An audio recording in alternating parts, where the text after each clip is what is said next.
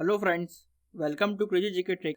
एक बहुत ही important break through हमको देखने को मिला रिसेंटली, जहां पर पिग का हार्ट ह्यूमन बॉडी में ट्रांसप्लांट किया गया। फ्रेंड्स, ये बहुत ही हिस्टोरिक मोमेंट था मेडिकल साइंस के लिए। इस इवेंट को हम डिटेल में डिस्कस करेंगे और साथ में हम इस वीडियो में देखेंगे brief history of Gino transplantation.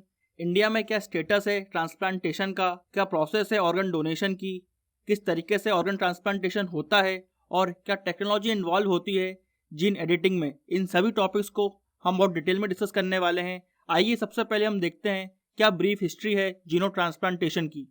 Gino transplantation का मतलब होता है ह्यूमन बॉडी में जब कोई भी नॉन ह्यूमन पार्ट डाला जाता है तो उसको जीनो ट्रांसप्लांटेशन बोला जाता है।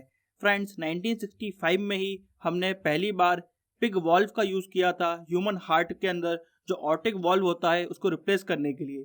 उसके बाद हम देखते हैं कि जब ह्यूमन बॉडी में नॉन ह्यूमन प्रिमेट्स का किडनी, लिवर और हार्ट ट्रांसप्लांट किया गया तो वो फेल हो गया। नॉन ह्यूमन प्रिमेट्स मतलब जैसे कि चिंपैंजी, मंकी या फिर एप्स, इनका ट्रांसप्लांट ह्यूमन बॉडी में फेल होता वो दिख रहा था। फिर जब हम 1984 में नॉन ह्यूमन प्रिमेट यानी कि बबून का हार्ट ट्रांसप्लांट करते हैं एक बच्ची में, तो वो भी 21 दिन ही सर्वाइव कर पाती है और उसकी डेथ हो जाती है। फिर हम देखते हैं इंडिया में 1997 में डॉक्टर धनीराम और डॉक्टर जॉनेथन मिलकर पिग का हार्ट और लंग ट्रांसप्लांट करते हैं आसाम के एक व्यक्ति में, मगर ये ट्रांसप्लांटेशन भी फेल हो जाता है और यहाँ पर इन डॉक्टर्स ने प्रॉपर अप्रूवल नहीं लिया था अथॉरिटीज से, तो इसलिए इन पर क्रिमिनल चार्ज लग जाता है क्योंकि उस पेशेंट की मौत हो जाती है। मगर हम देखते हैं एनिमल इंसुलिन काफ़ी मददगार साबित होता है टाइप 1 डायबिटीज़ में। फ्रेंड्स, इंसुलिन एक हार्मोन है जो पैंक्रियाज रिलीज करता है और इंसुलिन रेगुलेट करता है ब्लड शुगर लेवल को। और रिसेंटली मेडिकल एक्सपर्ट्स का ये कहना है कि वो पिग से पैंक्रियाज ट्रांसप्लांट कर सकते हैं ह्यूमन बॉडी के अंदर, जिससे टाइप 1 डायबिटीज़ की प्रॉब्लम कंप्लीटली सॉल्व हो जाएगी। नेक्स्ट हम देखते हैं ह्यूमन सर्जरी के दौरान और ह्यूमन इंजरी जब होती है एक्सीडेंट्स के दौरान, तो ब्लड में क्लॉट्स बनना चालू हो जाते हैं जहाँ पर ब्लड जमना चालू हो जाता है। तो ब्लड थिनिंग के लिए भी पिग कंपाउंड का यूज़ करते हैं जो हेपरिन बनाने में काम आता है और ब्लड क्लॉटिंग की दिक्कत को सॉल्व करता है। और ये भी देखा गया है कि पिग की स्किन का भी यूज़ हम कर सकते हैं ह्यूमन स्किन को रिप्लेस करने के लिए जब बर्निंग इंजरीज होती हैं या बर्निंग वुंड्स होती हैं। नेक्स्ट हम देखते हैं चाइना में 2017 के अंदर चाइनीज सर्जन्स ने पिग कॉर्निया को ट्रांसप्लांट किया ह्यूमन के अंदर। यहाँ पर कॉर्निया एक आउटर लेयर होती है जो ह्यूमन आई की आयरिस को और पीपल को प्रोटेक्शन प्रोवाइड करती है। अगर कॉर्निया डैमेज हो जाता है तो पेशेंट अपनी आईसाइट लूज कर सकता है, इसलिए ये भी एक बहुत इंपॉर्टेंट ट्रांसप्लांटेशन था आईसाइट रिस्टोर करने के लिए। उसके बाद हम देखते हैं 2020 में यूएस के अंदर किडनी ट्रांसप्लांट की जाती है एक ब्रेन डेड पर्सन के अंदर, और इस ट्रांसप्लांटेशन एक्सपेरिमेंट को भी काफ़ी सक्सेसफुल माना गया। नेक्स्ट हम देखते हैं जो रिसेंटली हार्ट ट्रांसप्लांट हुआ है university of Maryland medical school में। यहाँ पर 57 ईयर ओल्ड पेशेंट डेविड के अंदर पिग का हार्ट ट्रांसप्लांट किया गया सक्सेसफुली। फ्रेंड्स, ये जो हार्ट था इसके अंदर 10 जीन्स में एडिटिंग की गई थी, जहाँ पर 3 जीन्स को निकाला गया था, एक जीन को इनएक्टिवेट किया गया था और 6 नए जीन्स जोड़े गए थे इस हार्ट में, जिससे ह्यूमन बॉडी इस हार्ट को आसानी से एक्सेप्ट कर पाएगी। फ्रेंड्स, आगे हम डिटेल में देखेंगे किस तरीके से ये प्रोसेस होता है ट्रांसप्लांटेशन का और किस तरीके से जीन एडिटिंग की जाती है, मगर उससे पहले हम देखते हैं इंडिया में क्या स्थिति है ट्रांसप्लांटेशन की। यहाँ पर director general of health services का डाटा है जो बताता है कि इंडिया में लगभग 1,80,000 लोग किडनी फेलियर की वजह से मर जाते हैं और लगभग इंडिया में सिर्फ 6,000 किडनी ट्रांसप्लांट ही हर साल हो पाते हैं।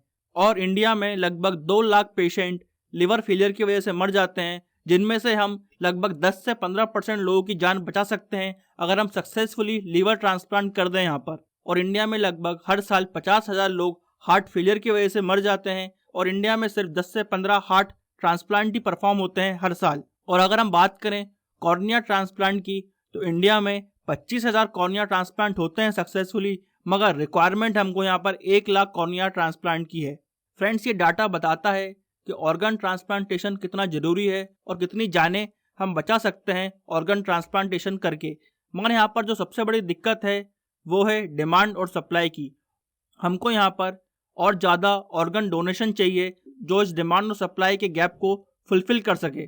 जो कोई भी नेचुरली या एक्सीडेंट से मरता है वो अपनी बॉडी के ऑर्गन्स डोनेट कर सकता है। अगर कोई नेचुरली मरता है तो लगभग 37 ऑर्गन्स उसकी बॉडी से लिए जा सकते हैं, जो पोटेंशियली बहुत सारे लोगों की जान बचा सकते हैं। तो यहाँ पर ज़रूरत है अवेयरनेस की, ताकि लोग आगे आएँ और अपने ऑर्गन्स डोनेट करें।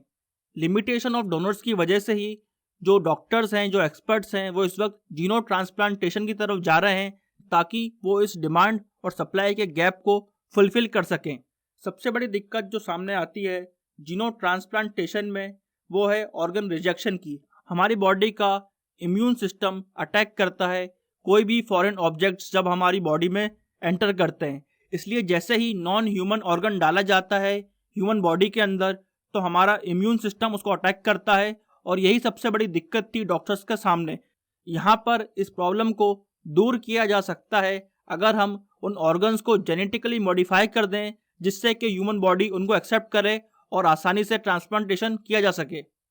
और ये जेनेटिकली मॉडिफाइड ऑर्गन्स जो हम पिग से ले रहे हैं, ये मेडिकल फील्ड में रेवोल्यूशन लेके आ जाएगा और ट्रांसप्लांटेशन के बीच जो डिमांड और सप्लाई का गैप है उसको फुलफिल कर सकता है नियर फ्यूचर में। मगर फ्रेंड्स, ये चीज़ मेन स्ट्रीम होने में काफ़ी टाइम लगेगा, इसलिए यहाँ पर ज़रूरत है कि लोग ऑर्गन डोनेशन के बारे में समझें और आगे आके अपने ऑर्गन्स को डोनेट करें।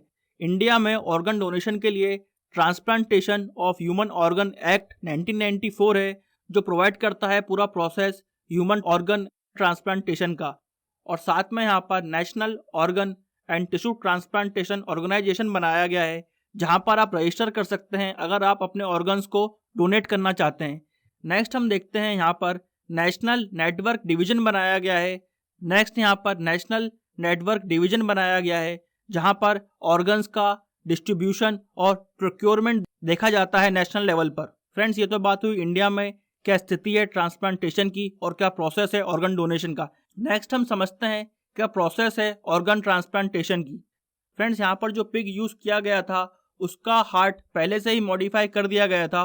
उसको कैसे किया गया उसको समझते हैं। सबसे पहले पिग सेल को निकाला जाता है और वहाँ पर उसकी जीन एडिटिंग की जाती है। जो जीन्स हम चाहते हैं उस पिग में हो वो डाले जाते हैं, और जो जीन्स हम चाहते हैं वो नहीं हो उनको रिमूव कर दिया जाता है। फिर इन सेल्स के साथ पिग का एम्ब्रियो बनाया जाता है। फ्रेंड्स, ये एम्ब्रियो ही आगे जाकर बेबी पिग बनता है और एडल्ट पिग बनता है, और उस बेबी पिग को एक कंट्रोल्ड एनवायरनमेंट में पाला जाता है और मॉनिटर किया जाता है उसके प्रोग्रेस को। और बाद में जब वो पिग बड़ा हो जाता है, उसके ऑर्गन्स फुली डेवलप्ड हो जाते हैं, प्रॉपर्ली फंक्शनिंग कर रहे होते हैं, फिर उन ऑर्गन्स को निकाला जाता है पिग की बॉडी से और ह्यूमन बॉडी में डालने के लिए रेडी किया जाता है। नेक्स्ट, जब ये हार्ट ट्रांसप्लांट कर दिया जाता है तो पेशेंट को कुछ मेडिसिन दी जाती हैं, जिससे वो उसका इम्यून सिस्टम स्लो कर देती हैं, जो इंश्योर करता है कि ये हार्ट हमारी बॉडी रिजेक्ट ना कर दे और कुछ टाइम के अंदर इस हार्ट को हमारी बॉडी एक्सेप्ट कर ले। नेक्स्ट हम समझते हैं ये जीन एडिटिंग कैसे होती है। फ्रेंड्स, ये जीन एडिटिंग की जाती है सोमेटिक सेल्स पर। बॉडी का हर सेल सोमेटिक सेल होता है, एक्सेप्ट वो सेल्स जो रिप्रोडक्शन के काम में आते हैं, यानी कि मेल बॉडी का स्पर्म सेल और फीमेल का एग सेल को छोड़कर बॉडी का हर सेल सोमेटिक सेल कहलाता है। हर सेल के अंदर एक न्यूक्लियस होता है। न्यूक्लियस के अंदर आपको क्रोमोसोम्स के पेयर मिलते हैं, और इन क्रोमोसोम्स के अंदर डीएनए होता है, और डीएनए के सेगमेंट्स को जीन बोला जाता है, और इन सेगमेंट्स को रिमूव करना, चेंज करने को ही हम जीन एडिटिंग बोलते हैं। सोमेटिक सेल में एडिटिंग करने का फ़ायदा ये होता है, अगर आप किसी बॉडी में सोमेटिक सेल्स में एडिटिंग करते भी हैं तो वो एडिटिंग आगे जाके उसके बच्चों में पास ऑन नहीं होगी, उसके ऑफ स्प्रिंग्स में पास ऑन नहीं होती है, इसलिए सोमेटिक सेल्स में एडिटिंग की जाती है। इस एडिटिंग को करने के लिए आजकल साइंटिस्ट क्रिस्पर कास9 टेक्नोलॉजी का यूज़ करते हैं। क्रिस्पर एक बहुत ही पावरफुल जीन एडिटिंग टूल है जो अलाउ करता है डीएनए सीक्वेंसेस को चेंज करना और उसको मॉडिफाई करना। फ्रेंड्स, ये टेक्नोलॉजी इंस्पायर्ड है बैक्टीरिया के मैकेनिज्म से, जहाँ पर बैक्टीरिया नेचुरली ये प्रोसेस परफॉर्म करता है और प्रोटेक्ट करता है अपने आप को वायरसेस से। फ्रेंड्स, इस टेक्नोलॉजी के लिए 2020 का नोबेल प्राइज इन केमिस्ट्री भी मिला था इमैनुअल कारपेंटियर एंड जेनिफर डोनुआ को। आइए समझते हैं अब हम ये टेक्नोलॉजी किस तरीके से जीन एडिटिंग करती है। सबसे पहले हम ये रिकॉग्नाइज करते हैं कि डीएनए का कौन सा पार्ट हमको चेंज करना है, कौन सा पार्ट हमको एडिट करना है, उसको बोला जाता है टारगेट सीक्वेंस। उस टारगेट सीक्वेंस तक पहुंचने के लिए हमको एक गाइडेड आरएनए की जरूरत पड़ती है जो रिकॉग्नाइज करता है उस पैटर्न को। उस गाइडेड आरएनए के साथ हम क्रिस्पर कास9 को भेजते हैं और क्रिस्पर कास9 वहां जाकर जैसे कि सीजर पेपर को काटती है, उसी तरीके से डीएनए के उस सीक्वेंस को काट देते हैं और वहां पर गैप आ जाता है। और उस गैप में हम जो सीक्वेंस हमको चाहिए था उस हिसाब से हम एक डिजाइन करते हैं डीएनए को और उस डीएनए को इंसर्ट कर देते हैं उसी प्रिसाइज लोकेशन पर। इस तरह से हमको जो जीन सीक्वेंसिंग चाहिए होती है वो हम हासिल कर लेते हैं। यही बेसिक टेक्नोलॉजी यूज की जाती है जीन एडिटिंग में। और फ्रेंड्स, डायरेक्टली ट्रांसप्लांटेशन ह्यूमंस पर नहीं किया जाता है। पहले हम जेनेटिकली मॉडिफाइड पिग बनाते हैं और फिर जब वो पिग बड़ा हो जाता है, उसके ऑर्गन्स फंक्शन कर रहे होते हैं, फिर उन ऑर्गन्स को निकाल कर डायरेक्टली ह्यूमंस में नहीं डाला जाता है, पहले नॉन ह्यूमन प्रीमेट्स में डाला जाता है, मतलब के एप्स में, मंकीज में डाला जाता है। और जब वो एप्स और मंकीज में वो ऑर्गन्स सक्सेसफुली वर्क करते हुए दिखते हैं, फिर हम नेक्स्ट स्टेप लेते हैं जहाँ पर फिर हम उन ऑर्गन्स को ह्यूमंस में डालकर देखते हैं। तो फ्रेंड्स, बहुत ही डिटेल्ड साइंटिफिक रिसर्च के साथ इस प्रोसेस को किया जाता है। फ्रेंड्स, आई होप आपको ऑर्गन ट्रांसप्लांटेशन की टेक्निक समझ में आई होगी, ऑर्गन ट्रांसप्लांटेशन का प्रोसेस समझ में आया होगा। और इस वीडियो में हमने देखा इंडिया में क्या स्टेटस है ऑर्गन ट्रांसप्लांटेशन का और कितनी ज़रूरत है लोगों को आगे आने की और ऑर्गन्स को डोनेट करने की। फ्रेंड्स, आई होप आपको ये वीडियो पसंद आया होगा। अगर आप ऐसे ही और इन्फॉर्मेटिव वीडियो देखना चाहते हैं तो इस वीडियो को लाइक करें, शेयर करें और हमारे चैनल को सब्सक्राइब करें। फ्रेंड्स, मिलते हैं ऐसे ही किसी और इन्फॉर्मेटिव वीडियो के साथ। Till then, bye bye, take care.